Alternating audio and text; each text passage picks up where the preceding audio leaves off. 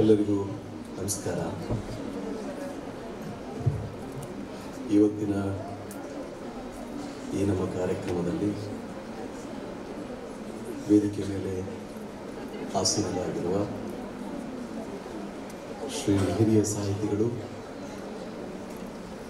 ಸಾಹಿತ್ಯ ಕ್ಷೇತ್ರದಲ್ಲಿ ತಮ್ಮದೇ ಆದ ಛಾಪನ್ನು ಬೀರುವ ಹಿರಿಯರಾದ ಶ್ರೀ ಲಕ್ಷ್ಮಣರಾವ್ ಸರ್ ಅವರೇ, ವೇದಿಕೆ ಮೇಲೆ ಆಸೀನರಾಗಿರುವ ಈ ಕಾರ್ಯಕ್ರಮದ ರೂವಾರಿಗಳು, ಪತ್ರಿಕೋದ್ಯಮ ರಾಜ್ಯ ರಾಷ್ಟ್ರದಲ್ಲಿ ಆಯಾ ಪ್ರದೇಶಗಳ ಪರಿಸ್ಥಿತಿಗನುಗುಣವಾಗಿ ಬೆಳೆದು ನಿಂತಿದೆ. ನಮ್ಮ ರಾಜ್ಯದ ಪತ್ರಿಕೋದ್ಯಮದಲ್ಲಿ ಯಾರೂ ನಿರ್ಲಕ್ಷಿಸಲಾಗದ,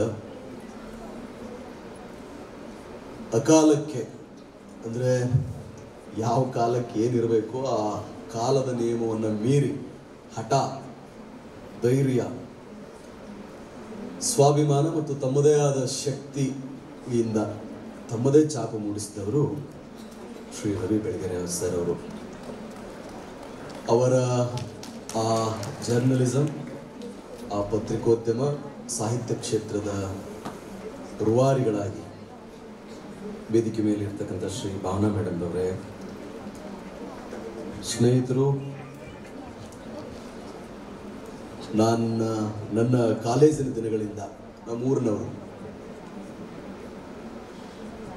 ಅವರು ಕಾಡಸಿದ್ದೇಶ್ವರ ಕಾಲೇಜ್ ರಿಪ್ರೆಸೆಂಟ್ ಮಾಡ್ತಾ ಇದ್ರೆ, ನಾನು ಕರ್ನಾಟಕ ಆರ್ಟ್ಸ್ ಕಾಲೇಜ್, ಕರ್ನಾಟಕ ಕಲಾ ಮಹಾವಿದ್ಯಾಲಯದಿಂದ ಭಾಷಣ ಸ್ಪರ್ಧೆ, ಅದರಲ್ಲೂ ಚರ್ಚಾ ಸ್ಪರ್ಧೆಗಳಲ್ಲಿ ಭಾಗವಹಿಸ್ತಾ ಇದ್ವಿ. ನನಗಿನ್ನೂ ನೆನಪಿದೆ,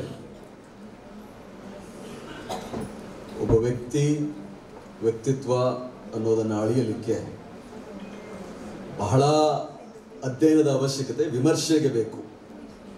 ಅರಿಯಲಿಕ್ಕೆ ಸ್ವಲ್ಪವೇ ಸಾಕು.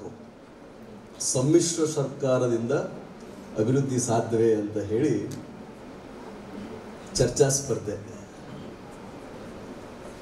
ಸಹೋದರ ಅಜಿತ್ರವರು ಒಂದೇ ಒಂದು ಕತೆ ಹೇಳಿ ಆರಂಭ ಮಾಡಿದರು, ಎಂದೂ ನಾನು ಮರೆಯಲಾರೆ. ಪಾಂಡವರು ಆಳ್ವಿಕೆ ಮಾಡ್ತಾ ಇದ್ರು, ರಾಜ್ಯ 5 ಭಾಗ ಆಯಿತು. ತದನಂತರ 101 ಜನ ಬಂದರು. ತದನಂತರ ಯಾದವೀಕಲದಲ್ಲಿ ಎಲ್ಲರೂ ಹೊಡೆದಾಡಿ ಸತ್ತು ಹೋದರು. ಹೀಗೆ ಆರಂಭ ಮಾಡಿದ್ರು. ಇನ್ನೂ ಹಲವಾರು ಉದಾಹರಣೆಗಳನ್ನು ಅವರು ಕೊಟ್ಟಿದ್ರು. ಅದನ್ನು ವಿದ್ಯಾರ್ಹತೆಯಿಂದ ಪತ್ರಿಕೋದ್ಯಮದ ಸರ್ಟಿಫಿಕೇಟನ್ನು ತೆಗೆದುಕೊಳ್ಳದೇ ಇದ್ದರೂ ಈ ರಾಷ್ಟ್ರದಲ್ಲಿ ಪತ್ರಿಕೋದ್ಯಮ ಅನ್ನುವುದು ಆಳುವ ಎಲ್ಲ ಸರ್ಕಾರಗಳ ವಿರೋಧ ಪಕ್ಷದಂತೆ ಕೆಲಸ ಮಾಡಬೇಕು ಅನ್ನೋದನ್ನು ನಿರೂಪಿಸಿದವರು.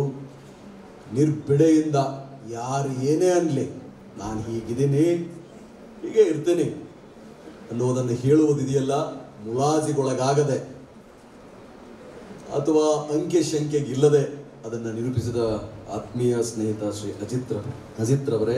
ಅದೇ ಹಾದಿಯಲ್ಲಿರುವ ಸ್ಮಿತಾ ರಂಗನಾಥ್ ಮೇಡಮ್ ಅವರೆಲ್ಲ ವಿಡಿಯೋಗಳೆಲ್ಲ ವೈರಲ್ ಆಗೋದನ್ನು ತಾವು ನೋಡಿರ್ತೀರ. ಆ ಛಾತಿಯನ್ನು ಹೊಂದಿರುವ ಸ್ಮಿತಾ ಮೇಡಮ್ ರವರೇ, ಈ ಕಾಲೇಜಿನ ಪ್ರಾಂಶುಪಾಲರಾದ ಸುಚಿತ್ರಾ ಮೇಡಮ್ ರವರೇ, ಸ್ನೇಹಿತರು, ಈ ಕುಟುಂಬದ ಸದಸ್ಯರು, ನಟರು ಆಗಿರ್ತಕ್ಕಂಥ ಶ್ರೀ ಕಿಟ್ಟಪ್ಪನವರೇ, ರಾಷ್ಟ್ರದಲ್ಲಿ ಹಾಡಿನ ಮೂಲಕ ಅಲೋಕ್ರವರು ನನಗೆ ಯಾಕೆ ಇಷ್ಟ ಅಂದರೆ, ರ್ಯಾಪರ್ ಸಿಕ್ಕಾಪಟ್ಟೆ ಜನ ಇದ್ದಾರೆ, ಹಾಡುಗಾರರು ಸಾವಿರಾರು ಜನ ಇದ್ದಾರೆ. ಈ ನೆಲದ ಸಂಸ್ಕೃತಿಯನ್ನು, ಅದರಲ್ಲೂ ದಾಸ ಪದಗಳನ್ನು, ಹಳೆಯ ಪದಗಳನ್ನು ಈ ಪ್ರಸ್ತುತ ತಲೆಮಾರಿಗೆ ನಿಮ್ಮ ಟೇಸ್ಟ್ ಮೂಲಕ ವರ್ಗಾಯಿಸುವುದಿದೆಯಲ್ಲ, ಅದೊಂದು ಸಾಹಸದ ಕೆಲಸವೇ. ಅದನ್ನು ಅವರು ಮಾಡ್ತಾ ಇದ್ದಾರೆ. ಸಾಗರೋತ್ತರದಲ್ಲೂ ಅವರು ಅದನ್ನು ಮಾಡ್ತಿದ್ದಾರೆ. ಆ ಒಳ್ಳೆಯ ಕೆಲಸ ಮಾಡುತ್ತಿರುವ ಶ್ರೀ ಅಲೋಕ್ ಸರ್ ಅವರೇ, ವೇದಿಕೆ ಮೇಲಿರುವ ಇತರೆ ಎಲ್ಲ ಗಣ್ಯರೇ, ಕರುಣಾರವರೇ, ಚೇತನಾ ಮೇಡಮ್ ಅವರೇ, ಸತೀಶ್ ಅರಸ್, ಹಾಯ್ ಬೆಂಗಳೂರು ಪತ್ರಿಕೆ ನಮಗೆ ಪರಿಚಯ ಆಗಲಿಕ್ಕೆ ಕಾರಣರಾದವರು ಅರಸ್, ಸತೀಶ್ ಬಿಲ್ಲಾಡಿ, ರವಿ ಕುಲಕರ್ಣಿ, ಇವರೆಲ್ಲ